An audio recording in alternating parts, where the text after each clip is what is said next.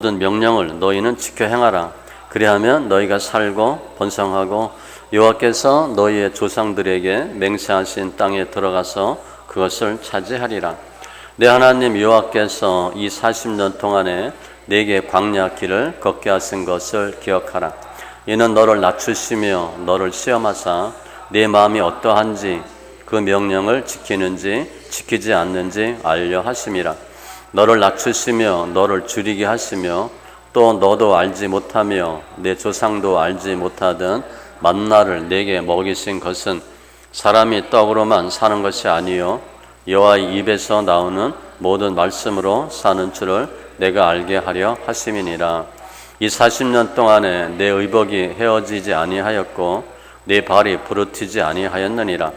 넌 사람이 그 아들을 징계함 같이 네 하나님 여호와께서 너를 징계하시는 줄 마음에 생각하고 네 하나님 여호와의 명령을 지켜 그의 길을 따라가며 그를 경외할지니라. 네 하나님 여호와께서 너를 아름다운 땅에 이르게 하시나니 그것은 골짜기든지 산지든지 시내와 분천과 샘이 흐르고 밀과 보리의 소산지요 포도와 무화과와 석류와 감람나무와 꿀의 소산지라. 내가 먹을 것에 모자람이 없고 내게 아무 부족함이 없는 땅이며 그 땅의 돌은 철이요 산에서는 동을 캘 것이라. 내가 먹어서 배부르고 내 하나님 여호와께서 옥토를 내게 주셨으므로 말미암아 그를 찬송하리라. 아멘. 기도합니다. 할렐루야. 주님 감사합니다. 집회 축복하시고 또 말씀과 기도로 거룩한 삶으로 변화받는 귀한 심령들 다 되게 하여 주시옵소서. 말씀을 보는 눈, 듣는 귀, 깨닫는 마음 허락해 주시되 또 성숙한 믿음 되게 하시고 믿음의 진보 또 있게 하여 주시옵소서. 감사하며 모든 말씀 예수님의 이름으로 기도합니다. 아멘. 오늘 신명기는 출애굽하고 광야에서 40년 그리고 가나안 땅 들어가기 직전에 모세가 설교한 내용들입니다. 그래서 이 신명기는 출애굽 이세에 대한 하나님의 율법을 새롭게 하는 거, 신명, 하나님의 명령을 새롭게 푸는 거고, 그리고 출애굽 이세대에 대한 하나님의 새로운 언약입니다. 그래서 장소는 모압 평지고 가나안 들어가기 1, 2개월 전, 그러니까 신명기를 잘 말씀 이렇게 연구하면 어떻게 하나님이 주신 가나안 땅을 받나 그 방법이에요. 그 아주 중요한 거고 기업받는 방법이 신명기에 있습니다. 그래서 그 내용은 이제 너희가 가나안 땅에 들어갈 텐데 거기서 신앙생활 잘 하라 이렇게 명령하는 거고, 오늘 본문은 광야의 생활을 회고하게 하고 가나안에 대한 소망을 주는 그런 메시지예요. 우리가 지금 우리한테 주는 메시지를 보면 됩니다. 저희가 지금 광야 교회에 있는데 연단 엄청 많이 받아요. 그러니까 신앙생활 뭐 몇 년 한다, 한 5년 정도까지, 10년까지는 신나죠. 그런데 신앙생활 연수가 좀 쌓이고 20년 좀 넘고 중년의 때 되면 연단 받기 시작해서 서서히 무너져서 그런 일이 별로 없어요. 그러니까 좋은 일이 별로 없습니다. 많은 문제가 생기는데 그때 저에게 주는 메시지다 그렇게 보시면 돼요. 그러면서 모세는 광야가 뭔가, 왜 광야가 필요한가, 한마디로 연단의 기간이다 그랬어요. 그리고 하나님의 말씀에 순종하면 부족함 없이 다 채워주실 것이고, 그런데 광야에 집중하면 안 되고 가나안을 보셔야 됩니다. 그래서 오늘 이 메시지를 받는 그 위치가 모압 평지니까 광야 40년 다 끝나는 끝자락이에요. 근데 곧 가나안 들어가기 전에, 그러면서 광야를 회상하는 거죠. 그러니까 우리도 너무 광야에 집착하면 안 됩니다. 그러니까 우리 소망이 가나안에 있어야 돼요. 그래서 가나안 땅은 어떤 곳이냐? 본문에 보면 물이 많고 땅이 비옥하고 각종 광물질 많고, 여하튼 할렐루야 라는 고백이 나오는 정말 좋은 곳이에요. 젖과 꿀이 흐르는 땅. 그걸 주님이 가나안 출애굽 2세대에게 보여주는 겁니다. 그러면서 소망 가지라 그렇게 하는 거예요. 지금 우리가 많은 연단, 징계 받고 있는데 앞으로 들어갈 가나안을 소망하면서, 그리고 광야가 은혜입니다. 광야가 은혜임을 깨닫고, 야, 이거 너무 힘들고 남는 게 없고 왜 이 고생이고 그러면 별 의미가 없어요. 그러니까 고생만 한 겁니다. 그러면 그러니까 굶기만 한 거야. 금식한다고 하는데 굶기만 한 거예요. 그게 아니고 충분한 은혜 다 깨달으시고, 또 오늘 우리가 무엇을 해야 되는가 강조하는 게 있는데, 하나님 기뻐하는 더 성숙한 믿음의 심령들 다 되시기 바랍니다. 먼저 지금 이 가나안에 들어가기 직전에 있는 백성들, 이 위치를 한번 보면 광야와 가나안의 중간인데 그들의 역사적인 위치, 상황이 어떤가 볼 필요가 있어요. 먼저 이스라엘 백성들이 애굽에서 출애굽합니다. 10가지 재앙, 어마어마한 거죠. 어린 양의 피로 재앙이 넘어가고, 6월절이에요. 도망 나오듯이 나온 게 아니라, 우리 교회 안 다니다가 교회 나올 때 남편한테 그냥 사정사정해서 그냥 무릎 꿇고 빌고 뭐 이렇게 교회 나온 거 아니에요. 나 교회 간다. 그리고 딱 나온 것처럼 개순 장군처럼 하고 나옵니다. 그러니까 바로가 그 꼴을 못 보는 거예요. 할 수 없이 10가지 재앙으로 허락은 합니다. 가라. 가서 번제 드리라. 그런데 남편한테 고맙습니다. 절대 잘할게 이렇게 해야 되는데 이게 그야말로 뭐가지 빳빳하게 하고 나갔거든. 그러니까 남편이 그 꼴을 못 보는 거야. 저게 내가 지금 억지로 교회 가는 거 내가 허락해 줬는데 당당하게 나가. 이게 싫은 거야. 바로도 마찬가지예요. 이게 나한테 노예였고 정말 우리가 먹여주고 살려줬는데 개선장군처럼 나가. 그걸 바로가 못 참아. 그래서 추격하다가 애굽 홍해에서 다 수장되죠. 출애굽기 14장에 보면 너희는 두려워하지 말고 가만히 서서, 이게 하나님 역사하심을 맞는 자세입니다. 두려워하지 말고, 첫 번째, 야 이거 되는 거야 안 되는 거야 그렇게 하지 마시고 가만히 서서 가만히 있으셔야 돼. 여호와께서 오늘 너희를 위하여 행하시는 구원을 보라. 너희가 오늘 본 애굽 사람을 영원히 다시 보지 아니하리라. 그러니까 아주 담대하게 하는 겁니다. 홍해는요 억지로 건너는 게 아니에요. 하나님께서 완벽하게 만들어 주셔. 모세가 그 손을 바다 위로 내밀매 새벽이 돼요. 바다 힘이 회복되고 애굽 사람들을 바다 가운데 엎으시니 아예 그냥 다 죽여버렸잖아요. 완전 수장시켜 버렸어. 한마디로 출애굽은, 우리가 예수 안 믿다 예수 믿는 건요 기적과 같은 사건이에요. 우리 잘 보세요. 우리가 예수 믿게 생겼나? 우리가 예수 믿을 사람이에요? 잘 보시라고. 근데 나는 그냥 모태신앙이야. 그거는 날마다 부모님 업어드려야 돼. 감사하다고. 우리 웬만하면 예수 안 믿습니다. 정말 예수 안 믿어요. 예수 믿을 만한 구석이 별로 없어. 우리가 뒤에 나오지만 교만하지 않은 것 같은데 엄청 교만하거든. 우리 엄청 교만합니다. 스스로 거울 한번 보세요. 이렇게 교만한가 안 교만한가. 교만할 게 없는, 교만할 게 있어서 교만하면 봐주는데 교만할 게 없는데 교만해. 그건 뭐 약이 없어요. 우리 그런 존재였거든. 그때 보혈의 능력으로 6월절 재앙이 넘어가고 어린 양의 피로 예수 믿게 된 거예요. 출애굽기 19장 4절에 내가 애굽 사람에게 어떻게 행하였음과 내가 어떻게 독수리 날개로 너희를 업어 내게로 인도하였음을 너희가 보았거니와. 주님께서 독수리 날개로 업어서 우리 옮겨주셨대. 나는 까딱 하나도 한 게 없어요. 주님께서 독수리 등에 업혀서 우리 옮겨주셨대. 기적이죠, 기적. 이게 출애굽인데, 이렇게 출애굽하고 나온 곳이 광야잖아요. 나오자마자 출애굽 19장에서 시내산에서 십계명을 받아요. 모세가 말한즉 하나님 음성으로 대답하시더라. 그러니까 모세 어마어마한 사람이죠. 하나님과 직접 대면한 사람이에요. 주 음성을 듣는 사람이에요. 그러니까 대화한 사람이에요. 주님도 내가 대면해서 얘기한대. 출애굽하죠. 10가지 재앙이 있죠. 홍해를 가르죠. 시내산에서 십계명 받죠. 이건 너무 좋은 거야. 그런데 여기까지입니다.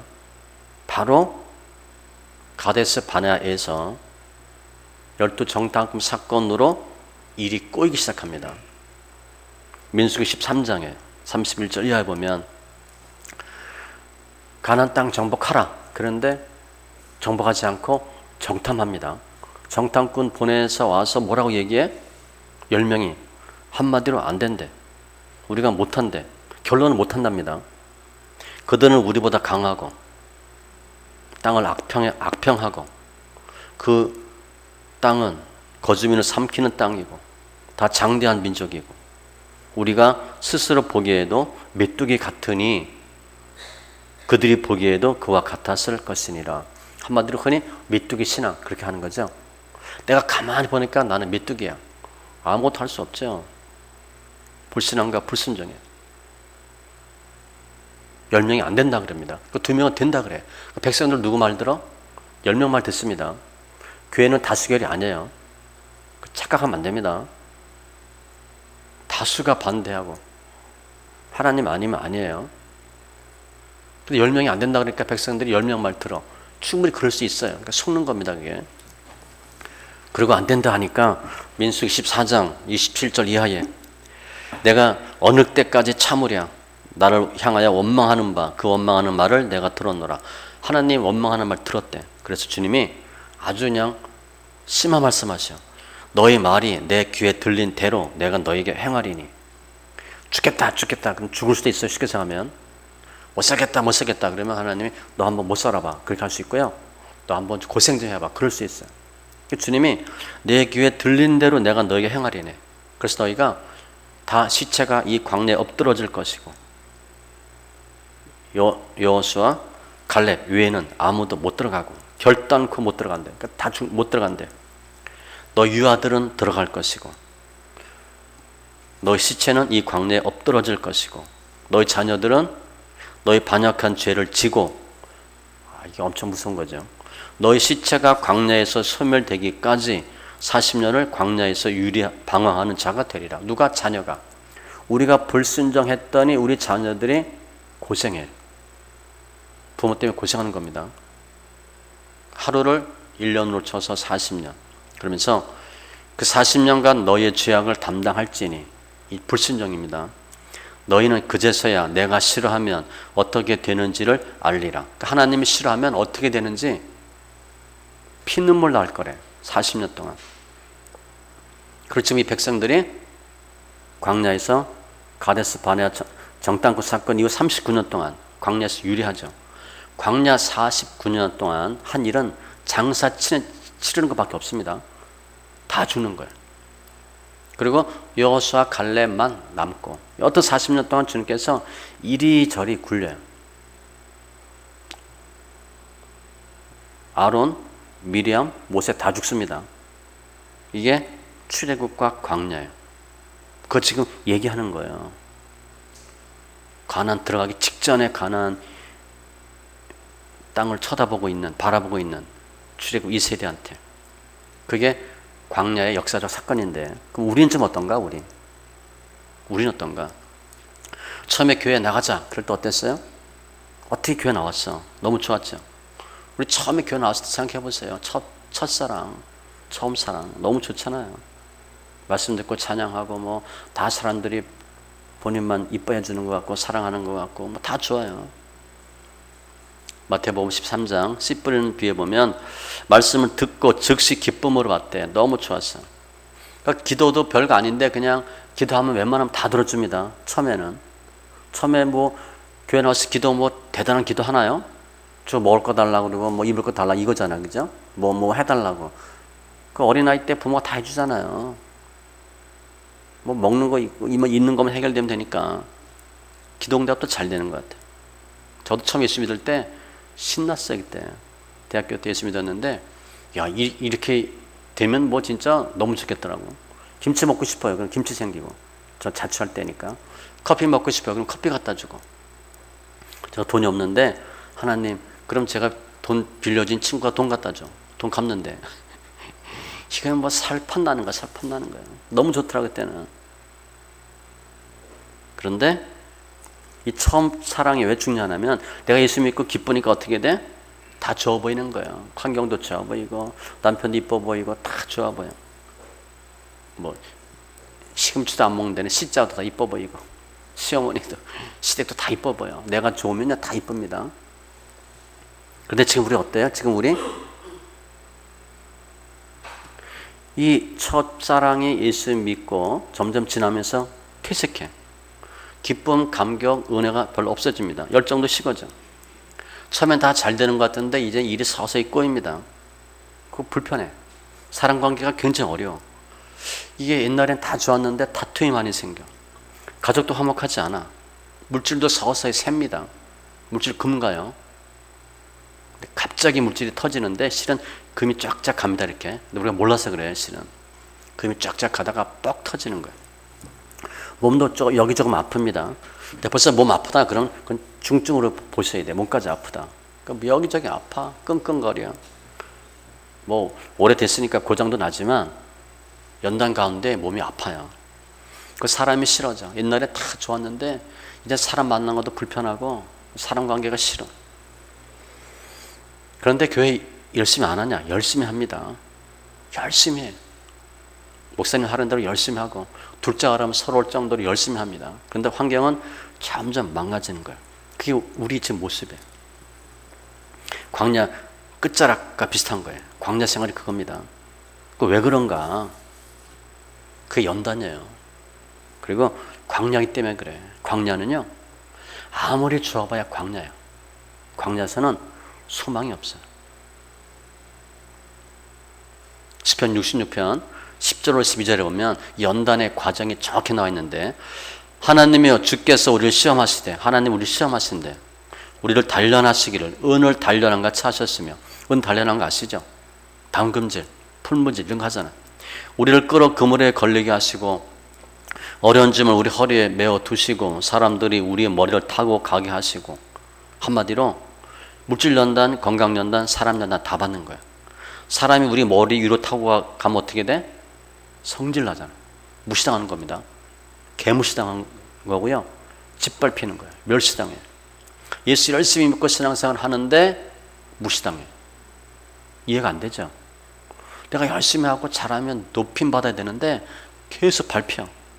마지막 밟히는 거 어딘지 아시죠? 교회에서 목사님입니다. 목사님한테 밟혀야 이제 정신 차려요. 그래야 성숙한 믿음이 됩니다. 저렇게 빤히 뚫어 이렇게 쳐다보지 마세요. 직장에서 윗사람한테 밟혀야 돼요. 윗사람이 다 차면 김대리 일 잘하네, 뭐 김과장, 그러다 나중에 어떻게 돼요? 원수 됩니다. 윗사람이 잡아먹으려고 그래요. 완전히 밟습니다. 라이벌 의식도 아닌데 괜히 밟고요, 막 힘들게 하고. 그게 다 이 연단의 과정이에요. 사람 연단 받는데 교회에서는 목사님한테까지 밟혀봐야 돼. 그러니까 내가 구역원이면 구역장한테 밟히고, 여전도 회원이면 여전도 회장한테 밟히고, 여하튼 밟혀야 됩니다. 그리고 우리 얼마나 힘들어. 그런데 우리가 불과 물을 통과하였더니, 마치 온탕 냉탕처럼 주께서 우리를 끌어내서 하나님과 다 이렇게 하고 나서 통과하는 곳에 들이신대. 다른 세탁기, 뭐 세탁, hen금, 뭐죠? 그 과정 거치는 것 같아. 탈수, 세탁, 뭐 hen금 탈수하고 끝나는 게 아니야. 끝났나 싶은데 물 또 와가지고 또 이렇게 몇 번 하잖아. 그렇게 연단 받아요. 근데 제가 볼 땐 그게 7번 정도는 한다고 봐. 7번.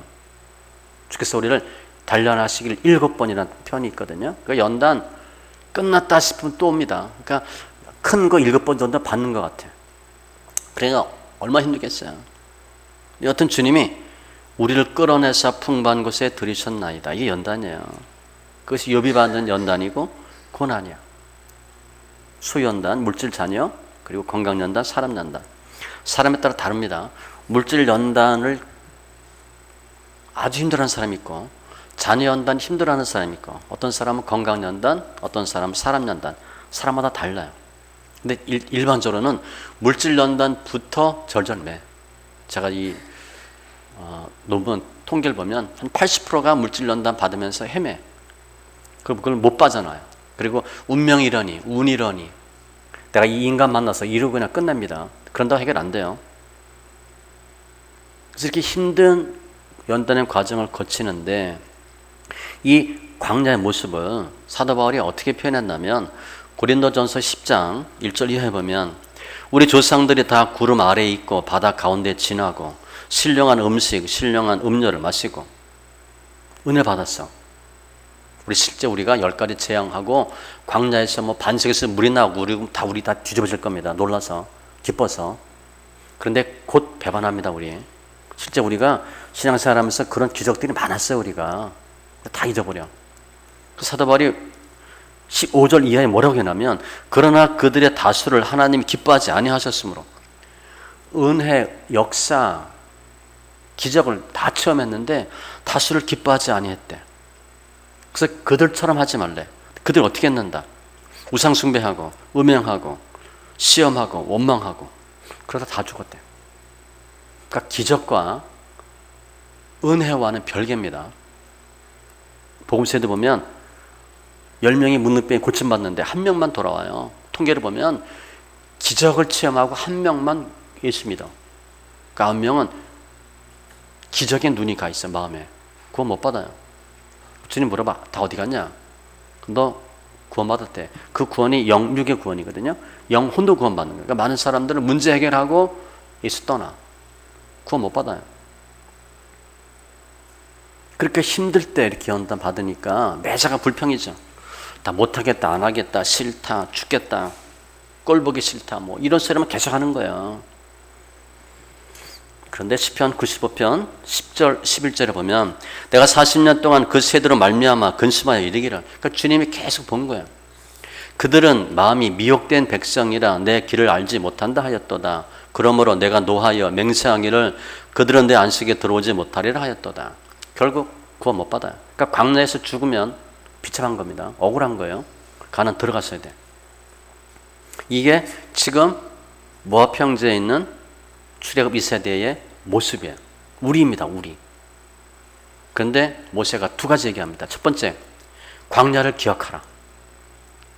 모압 평지 뒤를 좀 보래. 그러니까 지난 일을 좀 기억해 보래. 우리가 어떻게 신앙생활을 했고 무슨 일이 있었는지를 생각해 보래. 그래서 광야를 기억하라 얘기했는데 이 광야가 뭔가? 지금 우리가 하는 게 광야입니다. 광야 교회잖아요.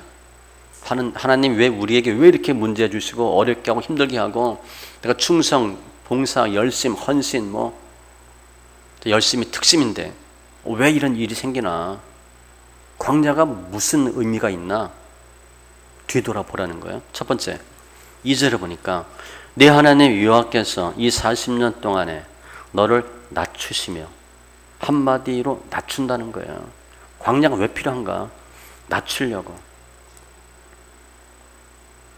그 한 10일 정도 걸리면 갈 거리를 40년 동안 방황하게 하셨는데 그 이유가 뭔가? 낮추시는 거예요. 3절에도 너를 낮추시며 낮추는 거예요. 근데 낮추는 모습이 뭐야? 연단이에요. 물질, 자녀, 건강, 사람 연단. 우리가 얼마나 비참해. 내가 열심히 하고 한다 그러고 믿음 있다 그러고 잘했다고 했는데 지금 거의 되는 모습 없습니다. 거의 없어. 우리 여기 있는 분들 거의 다 그 단계니까. 중년의 때부터 물질이 흩어서 거의 바닥 치잖아요. 겉은 멀쩡하죠. 아이 교회 가면 다 믿음 좋은 권사 집사지. 속은 문드러졌는데 얘기하기도 창피할 정도잖아. 낮추는 거예요. 광야 의미가 뭐냐? 낮추는 거예요. 겸손하라. 교만하면 낮아지게 되겠고 뒤에 나옵니다. 왜 낮추는지. 그리고 2번째 광야 의미가 뭔가? 5절에 보니까 너는 사람이 그 아들을 징계함 같이 네 하나님 여호와께서 너를 징계하시는 줄 마음에 생각하고. 징계래. 징계라는 게 뭐예요? 잘못해서 혼나는 겁니다. 그 선택이 아니에요. 필수예요. 필수. 근데 부모가 아이들 징계하지 않아. 그럼 코도 불효합니다. 사랑하고 이뻐하고 내 아들 내 새끼 그러면 안 돼요. 두드려 패긴 뭐 하더라도 교환과 훈계 그랬으니까 회초리를 때려야 되는데 우리가 안 때리거든 지금. 애들 버릴 수 없어요. 징계야 징계. 징계가 없으면 사생자래. 반드시 징계해야 됩니다. 근데 우리 아들 징계 못했잖아. 손주 징계하면 또 우리 아들 며느리한테 혼납니다. 손도 못 대. 우리 징계할 기회를 놓쳐버렸어 우리가. 징계를 해야 되는데 못했어요. 다 이쁘다 그리고. 그러니까 아이들이 버릇이 없잖아. 부모 말 안 듣잖아. 집에서 부모 말 안 듣는데 밖에 나가서 윗사람 말 듣겠어요? 안 듣습니다. 그러니까 질서가 없어요. 여튼 징계가 광야의 의미야. 근데 징계 왜 해요? 잘 되라고 하는 거예요. 잘 되라고 혼내는 거예요. 근데 광야에서는 징계가 좀 많았죠. 툭하면 징계야. 툭하면 죽여. 여튼 40년 동안 200만에서 뭐 아이들 빼고 제가 100만 이상을 다 죽어야 되니까 뻑하면 죽는 거야. 그럼 죽으면 뭐 몇 명 죽어요? 보통 몇만 죽잖아. 그러면 거의 모든 가족에 다 장사 치려. 그러면 열흘이고 20일이고 모여서 계속 장사만 치는 거예요. 사무엘하 7장 14절에 그가 만일 죄를 범하면 내가 사람의 매와 인생의 채찍으로 징계하려니와 때린대. 광야 의미는 낮추고 징계 당하는 거야. 우리가. 왜 그렇게 하나님? 그냥 잘하면 쉽고 가볍게 빨리 갈 수 있는데 왜 하나님 그렇게 꼭 두들겨 패야 되고 잡아먹듯이 해야 되니까? 이유가 뭡니까? 2절이에요. 우리를 시험하시려고, 마음을 시험하시려고. 그러므로 낮추시며 너를 시험하사 내 마음이 어떠한지 그 명령을 지키는지 아니 지키는지 알려 하심이라.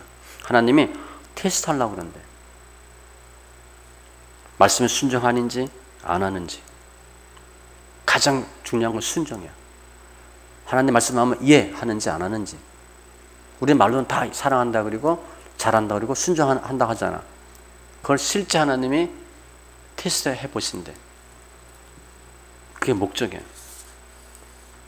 그런데 순종이기보다는 순종적인지 불순종적인지 그렇게 보는 게 좋아요. 왜냐하면 절대 순종은 없으니까. 우리가 내가 뭘 하려고 하는데 순종하는데 안 돼. 그건 상관없어요.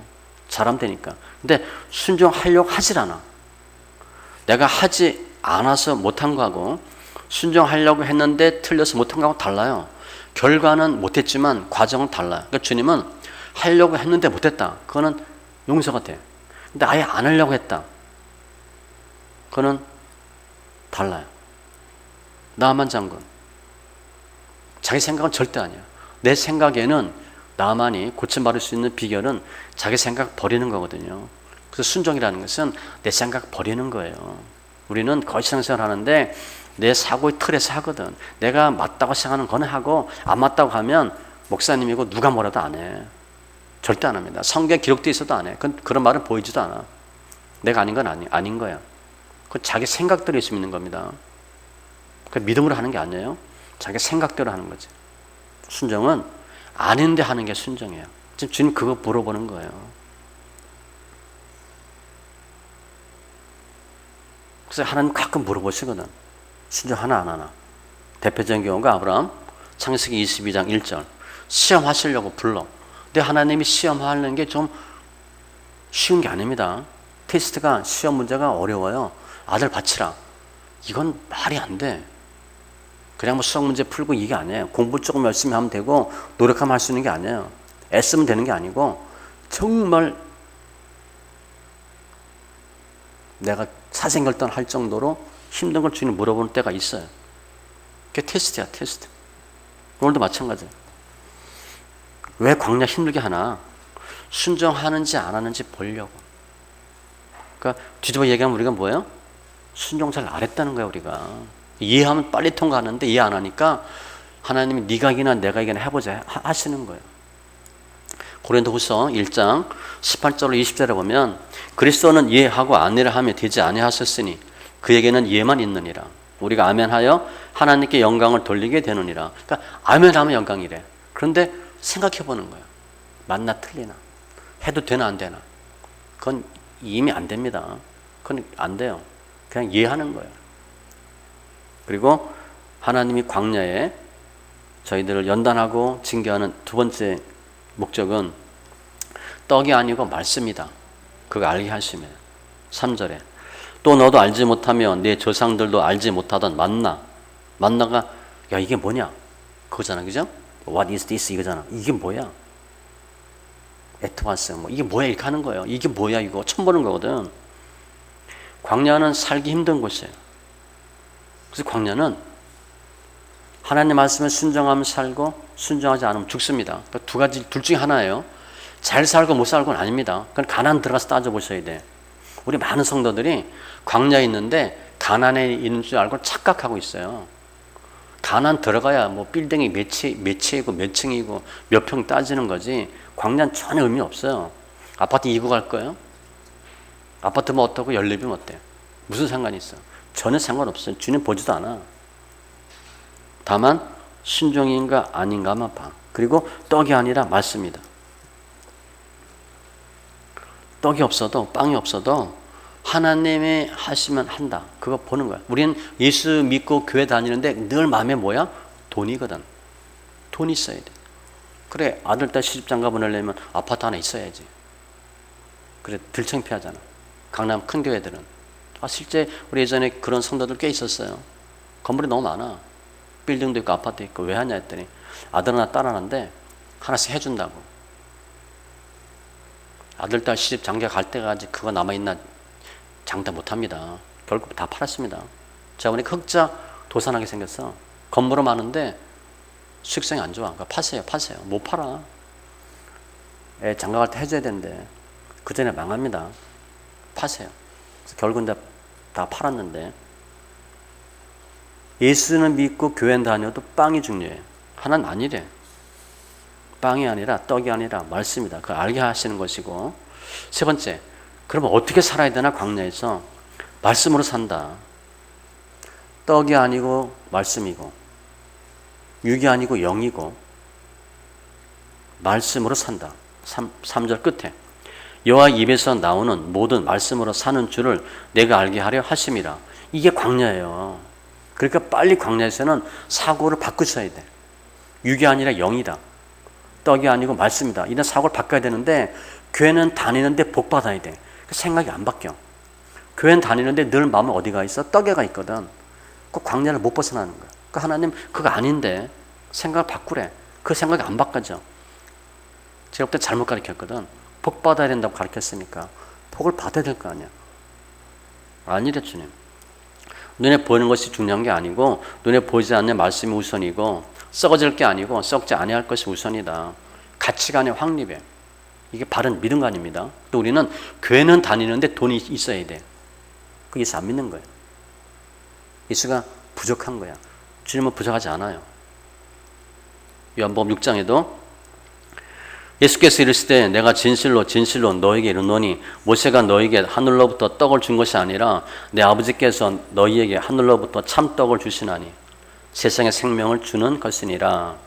내게 오는 자는 결코 줄이지 아니할 터이요 나를 믿는 자는 영원히 목마르지 아니하리라. 그래도 예수 믿으면 하나님 하신다. 그거 확신하는 과정이 광야예요. 근데 물론 떡도 필요합니다. 육신이 떡이 필요해요. 그런데 이것은 실은 생명이에요, 생명. 그러니까 주님이 정말 주길 원하는 게 뭔지 알아셔야 돼요. 주님께서 말씀하시잖아요. 너희가 나를 따르고 쫓는 것은 떡 때문에 그렇다고. 그러니까 예수 믿으면 뭐가 되거든. 육이야, 육. 육을 잡으면 나중에 그 잡은 것도 놓치고, 영은 내가 아예 안 잡았으니까 영은 못 잡습니다. 다 놓쳐요. 근데 영을 잡으면 육이 따라와. 그 생각이 안 바뀌어, 우리가. 예수 오래 믿어도 안 바뀌어. 그러니까 주님이 계속 연단 주는 거야. 생각 좀 바꾸라고. 떡이 아니라 말씀이다. 그거 훈련하고 그게 맞다라는 과정이 광야예요. 그러니까 주님께서 40일 금식하셨을 때 사탄이 그들을 시험하잖아요. 이 돌들로 떡덩이가 되게 하라. 40일 금식했으니까 얼마나 줄였어. 대답하여 이르시되 사람이 떡으로만 살 것이 아니요 하나님의 입으로 나오는 모든 말씀으로 살 것이니라 하였느니라. 정말 이때 정말 떡이 필요해요. 그런데 그래도 아니래. 이건 뭐냐면 우선순위입니다. 신앙생활은 우선순위가 중요해요.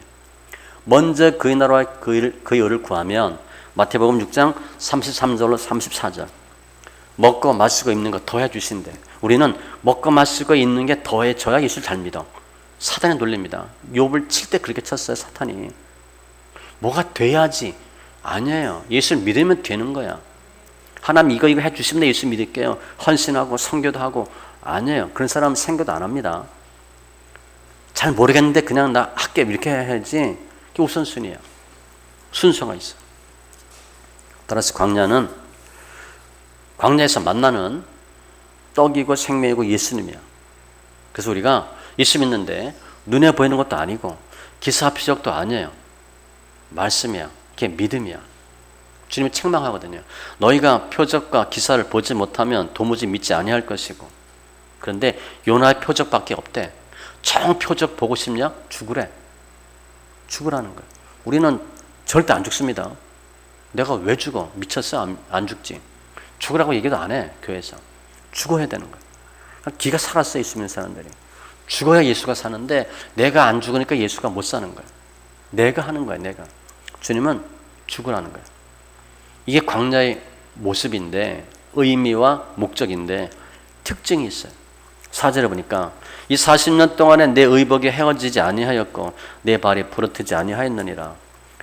어떤 사람은 의복이 헤어지지 않았다니까 40년 동안 그 다양 입었는데 이게 날가 떨어지지 않았대. 그게 아니에요. 날가 떨어지지 당연히. 지금보다 재질이 안 좋으니까. 근데 공급됐다는 거예요. 발이 부러뜨지 아니하였느니라. 발 부러뜨릴 수 있어요. 광야 체험하면 막 심하게 되잖아. 신발 공급됐다는 거예요. 우리가 광야 생활할 때 지금 우리 모습 보면 수입도 별로 없죠. 볼품도 없어요. 본도 안 돼. 그런데 굶지 않았어요. 먹고 살았습니다. 생활이 됐다는 거예요. 한마디로 보면 그럭저럭 지냈어. 근데 우리는 늘 무슨 생각해? 지금 부족하다고 생각해. 아니에요. 우리가 벌은 거, 내가 한 거 다 생각해보면 은혜야, 은혜. 예수 믿고 몇십 년 동안 안 굶어 죽은 게 은혜야, 은혜. 그게 더 중요한 거예요. 지금 분명히 말씀하셔. 부족함이 없었대. 먹고 사는데 별거 없었대. 아파트 뭐 좋은 차는 아닐지라도 괜찮았다는 거예요. 지금 광야는 왜 광야를 겪게 됐나? 가데스 바네아의 불순종과 반역이에요. 그래서 하나님이 백성을 징계하시는데 단순히 징계만 하는 게 아니에요. 겸손하게 하고 깨닫게 하는 거예요. 내가 그래도 너 다 채워주었다라는 것을 깨닫게 한 이 광야예요. 그러니까 힘들고 고생만 한 게 아닙니다. 다 의미가 있는 거예요. 고린도전서 10장 13절에도 사람이 감당할 시험 밖에는 너희가 당한 것이 없나니 우린 지금 죽을 것 같아. 근데 하나님 보시기엔 다 할만하대. 그러니까 해봐 이렇게 하는 거예요. 우리 아이들이 뭐 할 때 힘들어요 엄마 이거 못할 것 같아요. 근데 부모는 다 알잖아. 할 수 있어 할 수 있어. 괜찮아 해봐. 네가 처음이라 그래 안 해서 그래 못해서 그래 괜찮아. 다 할 수 있어요. 오직 하나님은 미쁘사 너희가 감당하지 못할 시험당함을 허락하지 아니하시고 시험당할 즈음에 또한 피할 길을 내사 너희를 능히 감당하게 하시느니라. 그래서 광야는 훈련 과정이고요. 동시에 은혜의 기간이에요. 원인은 반역과 불순종이지만 훈련하는 것이고 특별히 죄의 근성, 노의 근성을 뽑는 기간이 40년이에요. 생각이 바뀌는 거, 사고가 바뀌어야 돼. 그래서 이 40년은 내가 생각이 바뀌면 금방 갑니다. 그러니까 말씀 읽기 할 때 말씀 읽기 처음에 양에 비례해. 그런데 나중에는요 깨달음에 비례합니다. 성경은 엄청 많이 읽는데 변하질 않아. 성경만 읽어도 되는 거야. 역사 나타나지. 고통스럽습니다. 짐 뭐 드러나는 거 인정을 안 해. 그리고 생각은 늘 육에 갇혀 있어. 그 성경을 읽어야 돼. 그러니까 죽는 거지. 생각을 빨리 바꾸셔야 돼. 생각만 바꾸면 금방 가요. 또한 감사해야 돼. 40년은 부족한 것이 없도록 하셨으니까. 근심하는 자 같으나 항상 기뻐하고 가난한 자 같으나 많은 사람을 부유하게 하고 아무것도 없는 자 같으나 모든 것을 가진 자로다. 우리 광야 연단받는 동안 아무것도 못했어요? 굶어 죽었어요? 그거 아니에요. 그냥 그럭저럭 지냈어요. 다 하신 거예요. 하나님이 징계도 하고 연단도 주셨지만 그래도 은혜 베푸신 거예요. 지키시고 보호하신 거죠. 광야에서 구름기둥 불기둥 밖에 나가면 죽습니다. 그 안에만 붙어있도록 하나님이 하시는 거예요. 이게 광야에 대한 기억인데 그러면 앞으로 주님이 무엇을 생각하게 하나? 이젠 광야 모압 평지 뒤편에서 본 거고 앞을 바라보래. 앞은 뭐예요? 가나안이야. 그 소망이야, 소망. 7절에 보니까 축복의 땅이에요. 내 하나님 여호와께서 너를 아름다운 땅에 이르게 하시나니 사막과 같은 곳이 아닙니다. 정말 좋은 곳이에요. 물이 많죠. 목축하기에 좋은 곳이죠. 옛날엔 늘 먹는 것 때문에 물 때문에 불평했잖아. 이곳엔 물도 없고 먹을 것도 없고 포도주도 없고 다 없다. 광야에 있는 게 없어요. 그러니까 광야에서 뭐 있는 거 바라면 안 됩니다. 사치야 사치. 8절에 밀과 보리의 소산지요 포도와 무화과와 석류와 감람나무와 꿀의 소산지라. 너무 좋은 거야. 천국이야 천국. 내가 먹을 것에 모자람이 없고 내게 아무 부족함도 없는 땅이며, 그러니까 땅 자체가 축복의 땅이에요. 그 땅의 돌은 철이요 산에서는 동을 캘 것이라. 그냥 발에 채는 게 철이고 동이래.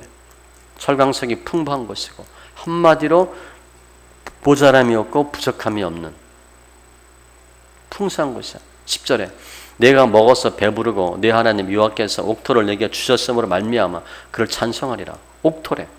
한마디로 찬송하리라. 여기 들어가면 저절로 할렐루야 감사합니다 그 소리가 나오는 땅이야. 그것을 보고 있는 거예요. 그 얘기하는 겁니다. 힘들었지 광야에서. 앞에 소망을 주는 거야. 우리 좀 힘들잖아. 과거 생각하면 지긋지긋해. 또 다시 못할 것 같아. 그런데 그게 끝난 게 아니에요. 우리는 지금 어디 가기 직전에 있는 거야? 가난 직전에 있는 거거든. 소망이야. 이 가나안 땅은 주님께서 누누이 주시겠다고 약속한 곳이야. 아브라함에게부터 땅 주리라. 내가 건축하지 아니한 것, 채우지 아니한, 파지 아니한 우물, 심지 아니한 거 다 받을. 가나안 들어가면 그냥 거저 먹는 것처럼 먹어요. 이게 소망이야 소망. 즉 우리에게 필요한 것은 소망입니다. 가나안을 앞두고 있으니까. 주여 내가 무엇을 바라리요? 나의 소망은 주께 있나이다. 내 영혼아 잠잠히 하나님만 바라라. 무릇 나의 소망이 그로부터 나오는도다. 소망이야. 시편 119편 49절에도 주의 종에게 하신 말씀을 기억하소서. 주께서 내게 소망을 가지게 하셨나이다. 소망이야. 근데 이 가나안은 우리 생각과 너무 달라요. 하나님 예비하심, 하나님의 주신 축복은요 너무너무 우리하고 달라요.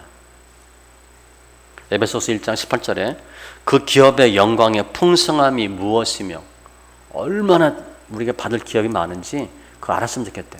우린 지금 너무 힘들고 막 어렵고 채이고 되는 일 없고 막 꼬이니까 주님이 영광 얘기해도 실감이 안 나요. 고난만 생각해. 그냥 어떻게 빨리 끝났으면 이 생각만 하는데 실은 아니에요. 아이들 고3 때 열심히 공부해가지고 대학 들어가고 또 취업 준비해서 회사 들어가고 얼마나 좋아, 그죠? 그 생각을 못하는 거예요. 그냥 힘든 생각만 해. 주님은 아니래. 소망 가지래, 소망. 생각한데 현재의 고난은 장차 우리에게 나타날 영광과 비교할 수 없도다. 비교가 안 된대. 로마서 8장 18절. 하나님 뜻은 우리에게 가난을 주시는 거예요. 우리가 과거 광야 40년 잘 이겨낸 것처럼 이제 가난 소망하고 들어가라는 거예요. 그게 주님의 뜻이에요. 예수님 오신 목적이 내가 온 것은 양으로 생명을 얻게 하고 더 풍성하게 얻게 하는 것이고 믿음으로 나가는 자에게 하나님이 상 주시는데 그걸 바라보라는 거예요. 즉 광야의 해상과 가난의 소망인데 그러면 저절로 되는가? 아니에요. 할 일이 있어.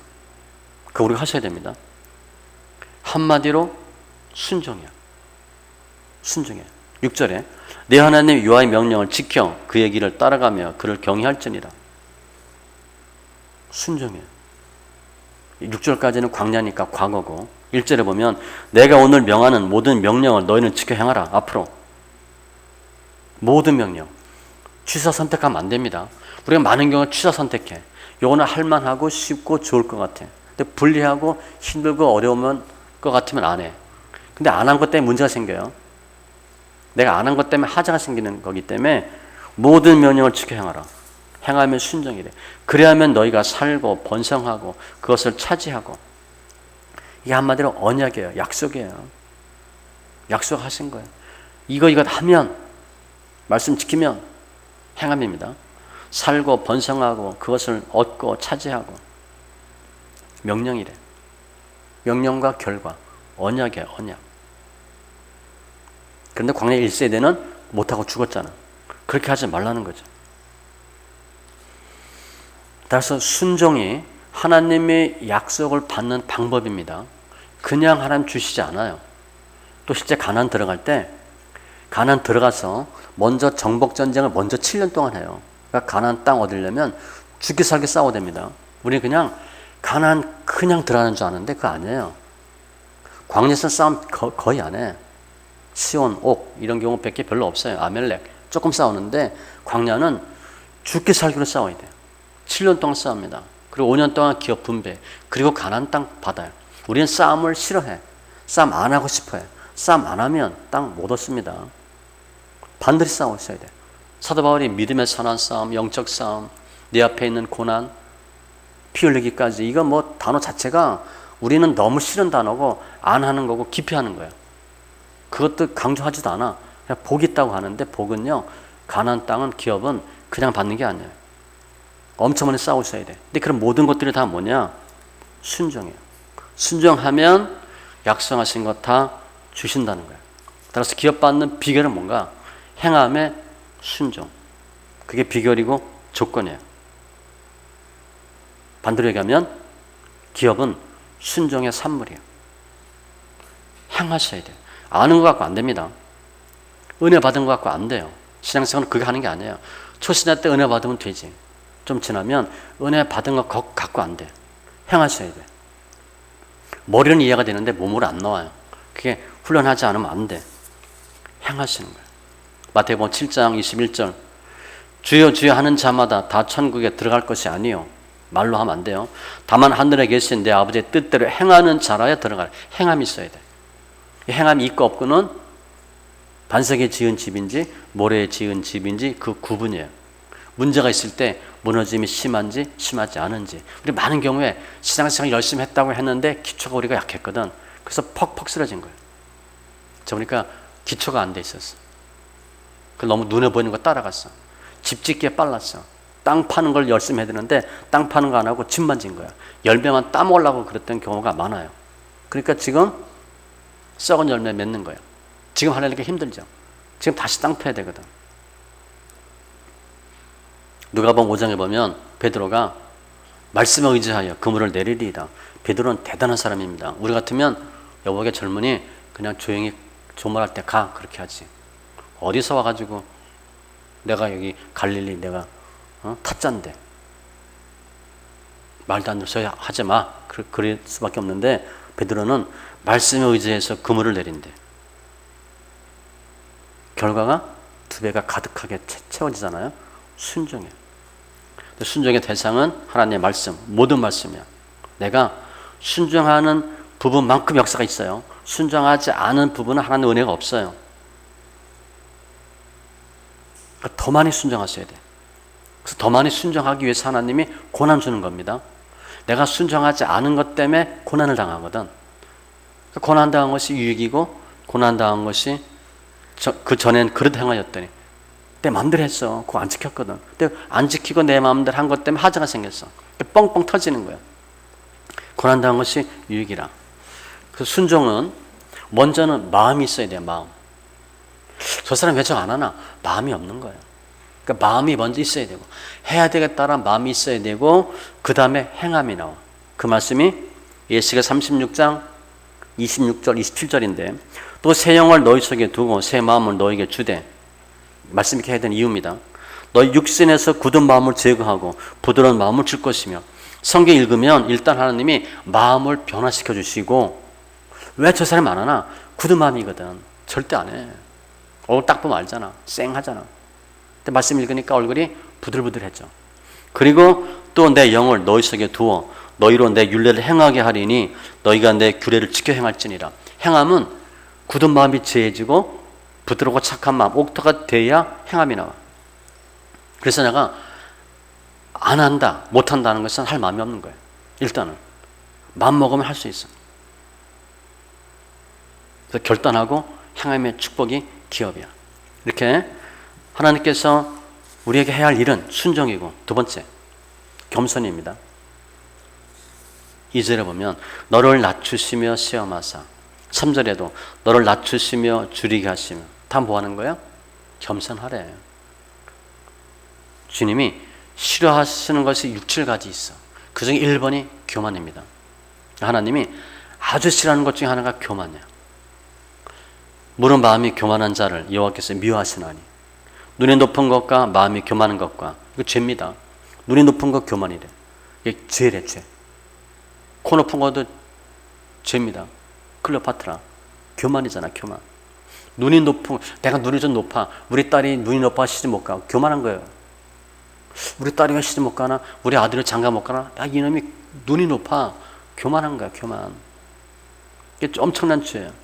하나님이 교만한 자를 물리치시고, 그런데 교만이 있으면 우리 삶 가운데 문제가 생겨요. 잠언 11장 2절에 교만이 오면 욕도 오거니와, 잠언 13장 10절 교만에서는 다툼만 일어날 뿐이라. 교만한 사람 2명 3명 있어봐야 날마다 싸우지. 잠언 15장 15절 여호와는 교만한 자의 집을 헐시며, 집이 무너진대. 디모데전서 6장 4절에 보면 교만하여 아무것도 알지 못하고 변론과 언쟁을 좋아하는 자니 이로써 투기와 분쟁과 비방과 악한 생각이 나며, 교만하면 그 다음에 쭉쭉쭉 무너지는 거예요. 그리고 우리들이 나는 겸손한 것 같아. 그래도 주님 보기엔 교만한 부분이 항상 있어. 그거 낮추려고 하는 거예요. 겸손하래. 근데 교만한 마음이 그냥 겸손 안 되거든요. 그래서 어떻게 겸손하게 돼? 환경을 흔들어 놓는 거야. 연나받는 거야. 그러면 코가 쭉 빠지죠. 남편 얘기하고 자식 얘기하면 할 얘기가 없잖아. 집 얘기하고 무슨 얘기하면 할 얘기가 없어. 옛날에 내가 믿음 좋고 대단한 줄 알았는데 지금 사정 보면 할 말이 없어. 창피한 거야, 창피한 거야. 거의 그렇죠, 우리. 권사급들이 거의 그래요. 안수 10세 되면 이제 연단 받기 시작해서 서서히 무너지니까. 교회에서는 믿음 좋은 것 같은데 까보면 거의 다 썩었어. 그리고 어떻게 돼? 코가 쭉 빠지는 거예요. 겸손하라고. 예수님의 모습은 빌립보서 2장에 보면 순종과 겸손해요. 겸손해야 순종이 됩니다. 그 주님이 우리에게 원하시는 게 뭐냐? 행함인데, 그리고 겸손해요. 말씀 정리하면 믿음의 단계를 볼 때 애굽에 있다가 우리는 출애굽했어요. 우리 그거 아니에요. 여러 가지 우여곡절 끝에 하나님의 기사 표적으로 출애굽했어. 근데 바로 가나안 안 들어가고 광야에서 40년을 보냅니다. 근데 은혜로 나왔어. 은혜로 홍해를 건너. 광야는 나와 하나님과의 관계예요. 다른 사람 신경 쓰지 마세요. 그리고 요단강 믿음으로 건너. 그리고 가나안에서 누리는 건데, 우리가 지금 가나안이라고 생각하면 안 됩니다. 그냥 광야다 생각하셔야 돼. 광야는 원망이 안 나올 수가 없어. 그냥 저절로 한숨 나오고 원망 나오고 푸념 나오고 그런 곳이야. 사람이 살 수 있는 곳이 아니야. 그러니까 누구나 다 못 해먹겠다, 그렇게 말이 나오기 당연한 곳이야. 그런데 광야는 모든 지체, 신분, 재산, 소유, 능력 다 의미가 없어. 오직 하나님과의 관계만 중요해. 순종하면 살고 불순종하면 죽는 거예요. 사는 방법은 하나님의 말씀에 무조건 이해하는 거예요. 이유가 없습니다. 이유되거나 토달지 마세요. 그건 나중에 믿음 단계 봐도 군사 경계하는 자, 농부 경계하는 자 정도 돼야 하는 소리지, 군사 땐 그거 하면 안 돼. 무조건 이해. 아니요 하면 죽는 거예요. 구름기둥 불기둥 하나님 보호하심 벗어나면 무조건 죽어. 문제가 터지는 거예요. 모세에게 이해하는 거고 겸손한 것밖에 없어요. 근데 우리들 지난 광야 생활 잘 보시고 거기에 너무 힘들어 하실 필요는 없어요. 이미 다 지난 거니까. 앞으로 가나안을 소망하시되, 특별히 현재를 보면 현재에 너무 집착하지 마세요. 힘든 거 너무 신경 쓰지 마세요. 그냥 그러려니 하세요. 과정이니까 다 통과될 거다 생각하시고, 아직까지 했는데 지금 이거 못하겠어요? 지금 이거 힘들어하면 앞으로 치고 나가기 힘들어. 그러니까 앞으로 가야 할 가나안 마음을 두시는 거예요. 그리고 또 이 과정을 거쳐야 물질의 귀중함도 알고, 건강의 귀중함, 사람과의 관계, 이웃의 관계 중요한 거 알고, 무엇보다도 하나님과 하나님의 말씀이 얼마나 중요한 거 깨닫는 게 지금이야. 우리가 지금 아무 걱정이 없어. 그 여기 가서 예배 드리겠어요? 말씀 읽겠어요? 기도하겠어? 있을 수가 없지. 그냥 교회만 다니는 거지. 종교 생활하고. 그 주님 원치 않아요.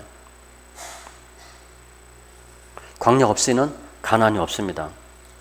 그러니까 광야 그냥 감사하시고 은혜야, 은혜.